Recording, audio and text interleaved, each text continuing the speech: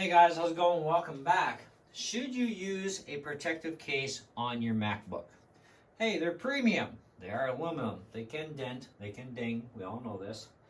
But the question is, should you buy a protective shell? Now these come in two parts. You've got a lid and you've got a bottom.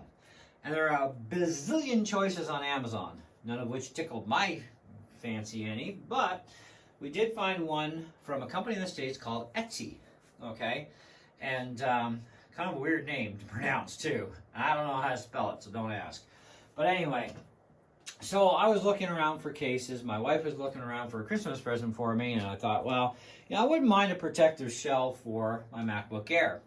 No ventilation on the bloody thing anyways, and no fans. But regardless if it's an Air or a Pro, even Pro, well, the Pro has fan, Pro has a little bit of ventilation there with the fan, I guess. Nothing from the underside, obviously. However, you got to pick your cases correctly. I saw a video about this morning where the guy says, you shouldn't buy a case for your MacBook. This is why. And of course, as part of that, he promoted the Apple sleeve. So a couple of people are like, sounds like an Apple ad to me. And I'm thinking to myself, yeah, it kind of does when he's pushing an Apple sleeve. Why not something from the Buck store? Because they work great. I've got one of those. Anyways, to each their own. Now, there's a few other pointers he did make too. One of which is you don't ever open your laptop from the corner, period, whether you got a case on there or not, because you will damage your screen doing that if you are continually doing it. There's a reason why there's a cutout here, right? So you can lift it from the metal where you're supposed to. Don't be lazy if your camera gets dirty because your little fingerprints, okay? Don't be lazy. Clean it. Okay, you should be cleaning your screen once in a while anyways, with the proper cleaner too. Anyways, so we have it's now every Wednesday, at church we have a thing called game night, okay, where a bunch of us get together from the church and outside of the church from the community, and you can bring your own board games if you want, or just join in with somebody else, blah, blah, blah. So I went to one of these events. I brought my MacBook before I had the case. One of the things I find is a real pain in the butt about Apple's computers with their laptops is their feet slide all over the damn place, and it's like, oh, this drives me nuts, right? Apple, you can learn a lesson from what I'm about to show next. Anyways, so you need a proper fitting case though, because one of the points he made, which was valid, is a lot of these cheap cases on Amazon, well, the case overlaps the lips of your screen, and of course your bottom end too. They don't make them correctly. Sure, they clamp on. Sure, they protect, but if your lid can't close properly and your lid can't open up properly and you try and force things, you're going to do damage, okay? Because it's like, I want this specific angle. Now, I don't have the bottom cover on right now, but I do have the top cover on, and my screen is extended as far back as it can literally go with or without the cover. So that's a good point for not having the bottom on there. But the reason I don't have the bottom on there is because I want my friggin' hub to sit properly into the laptop, okay? And I use this brick style hub that just pushes on and voila, right? I don't like dangly hubs. They drive me mental. So I wanted this style, right? It's compact, even has its own little protective sleeve that came with it. Not an Apple sleeve, okay? Anyway, Apple doesn't do these hubs anyway. If they did, they'd all have Thunderbolt, that's for sure. But anyways, so this kind of a lid, okay, now from this company at least, the lid clamps on nice and snug and tight, which is good. Okay, you want that. You don't want it to fall off on you. Okay, but it's also designed in such a way that it allows the lip to still be present from the screen so that when you close the lid, okay, metal to metal contact the way it's supposed to be. Majority of these cases on Amazon, a lot of them, okay, don't allow for that. Okay, they have risen up plastic edges. Your lid doesn't close properly, which can make it bend, especially under pressure. And of course, that's hard on your hinges, causing damage. It can cause also other video issues with your screen. It's no matter what you do though, no matter what case you go with, the top could be a very rigid fit, which is fine, but it also has to be just in behind the edges, just enough that it can still close properly. The Etsy cases allow for that to take place. Same as when you open it, you can still fully extend your screen to the most that it can go. given the height of the feet, the surface of the table, your screen is going to eventually, the bottom end, come in contact with the table. So you're only going to open your screen so far no matter what when it's on a flat surface. When it's up in the air like this, it can open up a lot further with or without the lid. So, no big deal. All right, now let's take off the hub for a second here. Now my hub also allows for the lid to open and close fully too, which is also fantastic. Now, the one thing about the bottom covers, if you do not see these ventilation grates, then don't buy that case, because whether it's a MacBook Air or a MacBook Pro, the MacBook Air has no fan. It has absolutely no ventilation in the M1s. Now, anything that's an Intel-based Air will have a fan, will have some ventilation, but never from the bottom do we ever see that. And this is where all that heat has to radiate from an escape, and you need escape vents for that, okay? And if your bottom cover doesn't have that, this is where you could still overheat and burn out your laptop prematurely, okay? So Etsy thought ahead of the game. They did this, but they also did nice grippy rubber feet, which also sit up a little taller than these flat little suckers that slide all over the place. Just annoying.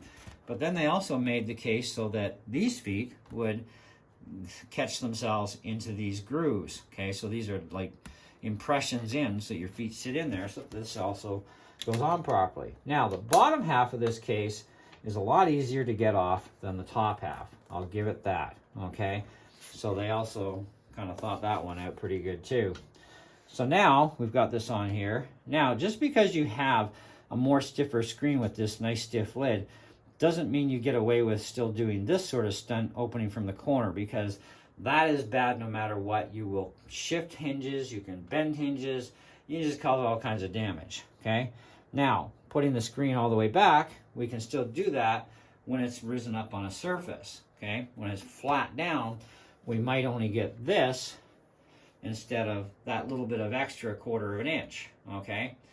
That's because of the bottom of the screen comes in contact with your surface when you overextend it with or without a lid. So there's kind of a nice benefit to having this a little higher up off the surface too, so you can actually extend it that far if you really needed to. And I don't know why you would, but some people are just people, okay?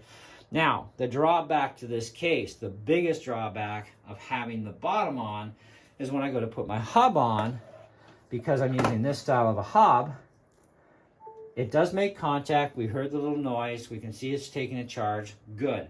But we also notice we got a lot more severe gap here. This is, to me, a problem with having it on the stand so much, with having the bottom cover on, is it doesn't give me as solid of a connection with my brick hub, because the sides of the case add some extra thickness along the sides. Now, the one thing, and I know it's hard to see in the video, but I will explain it, the case actually does not come up as far as, actually I gotta clip that a little bit better. It doesn't come right to the surface, okay? It's just slightly below the surface all the way around, still holding on really good. And the same with the lid. It comes just below that face, so that your lid can also close properly and not causing bending. A lot of the cheaper cases, poorer quality made cases, they will actually bend your screen, and they can over time. And the guy actually showed it, and it is true. And there were a couple people that did pipe up in the comments that did have that happen to them. Hey, what do you want? You buy a cheap, crappy case, then you're going to get cheap, crappy results in the end. But some of the cheap, crappy cases actually are made just as well. But you're going to have to go through a ton load of cases, no matter what, to find the absolute perfect one that is going to stay together properly and is going to open and close your lid properly on any given surface that you're working with. Now, I'm not saying Etsy is the end-all to be-all. Maybe I got lucky. I got a great case. It fits the lid. It fits the bottom perfectly. Allows the contact of the screen to come in with the deck of the laptop properly. That's fantastic. The only drawback here is using this kind of a hub. On any case, period, you're going to have a bit of a not so perfect fit of your hub going all the way in. But it will make enough contact that everything will be fine. just don't wiggle crap around. You know, especially if you're in the middle of a project or you're copying some files to or from the laptop, then you shift the cables in the least bit, it could break the connection, and yep, there goes your files. Now we're starting over, okay?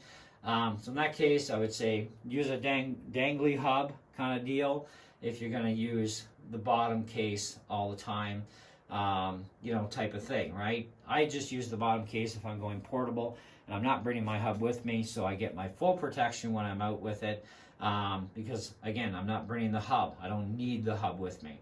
The only thing I need this hub for is to also keep my laptop constantly on charge, but also this cable is for my MIDI keyboard, and I need to be able to have that there and convenient. I also have card readers on here. I've got an HDMI port out the back, but I don't use the HDMI port. But if I wanted to, I can, and it's all built into this for me. And I like how it's not dangling everywhere, okay? But again, what I don't like is the case thickness here is enough that it just pushes that out just a bit, but it does still make a good contact regardless. But I do prefer to not have the bottom of the case on this thing when this thing is stationary, okay? And like I said, the bottom comes off quite easily, which is nice. I like that, okay?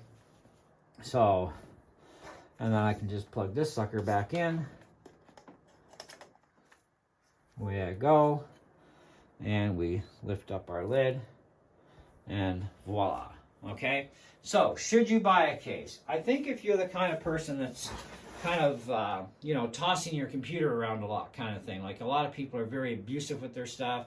Oh, I'm just going to, you know, shove it on the table or throw it on the couch. If it bounces off the couch and hits the floor, and you've got a hard floor like I do because we have in-floor heating, you could damage your laptop. But at least with a case on there, less chance of that happening for damage, right? What's the worst that could happen? Maybe the bottom cover pops off, right? Okay, so protecting your investment, though, a very good idea. At least protect it with a case that does have ventilation grates on the bottom.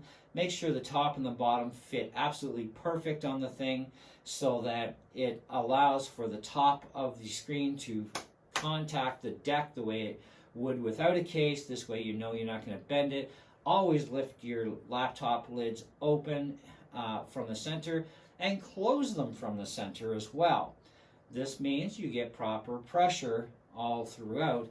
And, you know, this would stand for PC laptops as well. Because you notice I've got my Asus laptop out here, and it's got this middle piece, which is actually for lifting up the lid from the middle.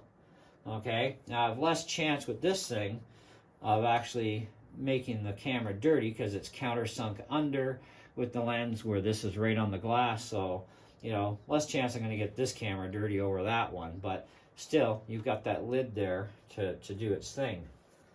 And this is supposed to actually go to the second screen only. So, in total, I say pick wisely. If you do get a case that doesn't fit right or 100% proper, the way I've explained it, send it back, get a refund or a replacement case of something else, and go through cases till you get what you want if you're going to deal with Amazon, okay? Etsy is a place where my wife found it. And I'm not going to say all their cases are going to be a perfect fit like this one is. I can't say that because I have no knowledge of that. We got lucky. We got a perfect case. And it's what I wanted to because I hate cartoony alien crap, which is all Amazon had anyway. Etsy had more to my liking of what I wanted. And I still get to see my Apple logo, which is cool. Okay. So with that being said, it's kind of up to you at this point. You can either protect it a little bit extra or not. It's really up to you in the end. But just try and make sure you get a case that's going to work for you and that it has ventilation grates like this, whether it's on an Air or a Pro, because even the Pro needs to exhaust radiated heat from the casing because we don't have intake airflow on any MacBook, period, okay? We just have the output stage, right? And on the Air, you don't have anything, period. It is solid, nuts tight, okay? There is no forgiveness, so it has to radiate everything from the casing. So make sure you got ventilation grips, or you will overheat it, trust me. I do agree with that guy. I know, I understand the physics behind all this stuff, so But anyway, that's what I got for you on this one. Thanks for watching. Let me know in the comments below what you think, and we'll see you on the next